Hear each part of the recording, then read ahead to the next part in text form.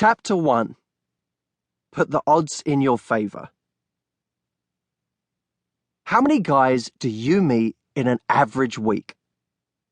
And when I say meet, I refer to a genuine social interaction where you engage with a man, eye contact and all, for anywhere from 5 minutes of chatting to a full 2-hour conversation.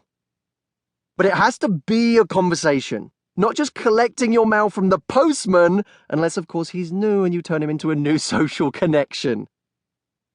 If your answer is none, or even one, how long do you think it's going to take you to meet the guy? I'm going to give you the benefit of the doubt. Let's say you meet one new man every week.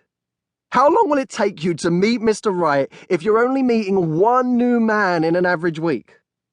Now, I'm not a mathematician, but the odds are pretty long. What makes them even longer is that these interactions are probably happening by chance, and certainly not because they are the men you have selected yourself. This isn't the case for only you, of course. If I asked the same question of a male reader, the number would be just as small. Both sexes are guilty of leaving their love lives to chance. I know because I did it myself. Blame it on the fairy tales we read as kids, blame it on Hollywood, but the fact remains that we've come to believe that true love is the product of fate. We've all been led to believe that someday it will just happen. That one day, fate will drop the person of our dreams right next to us while we're standing at a stoplight. The "fate will bring me love" approach lacks urgency, which leads to lack of action. You assume that when the time is right, the right guy will come along, and in the meantime, you focus on your work, your ambitions, your family, your friends, your hobbies. That's not to say that these aren't all highly fulfilling aspects of your life in their own right, but I want to help you understand how within these essential parts of your life are opportunities to find the man of your dreams. When people put aside their love life to focus on these other areas, years pass, and one day the lack of urgency turns into panic. We become frantic as we realize that not only is nothing happening in our love life, but we're at a loss as to how to make it happen. Which of course leads to more panic, creating a loop of frustration at best, or worse, hopelessness.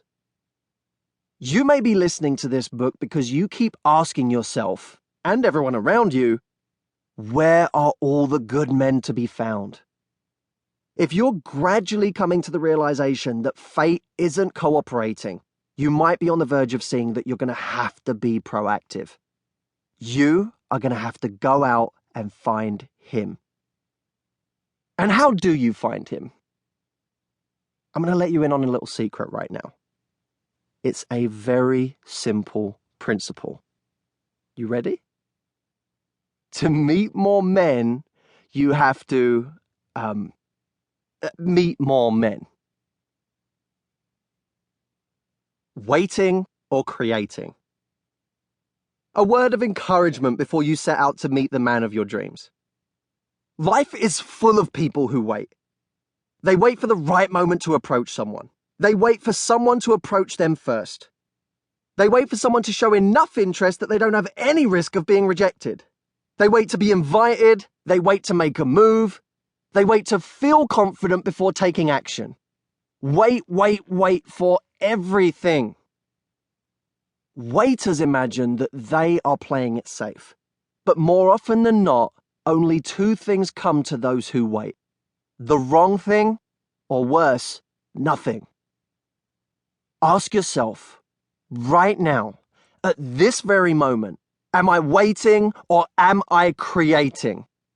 Am I taking positive steps which will give me results in my love life? If your answer is no, take heart. Simply by listening to this book, you are already taking action, seeking the knowledge that will enable you to make the necessary changes for rapid progress.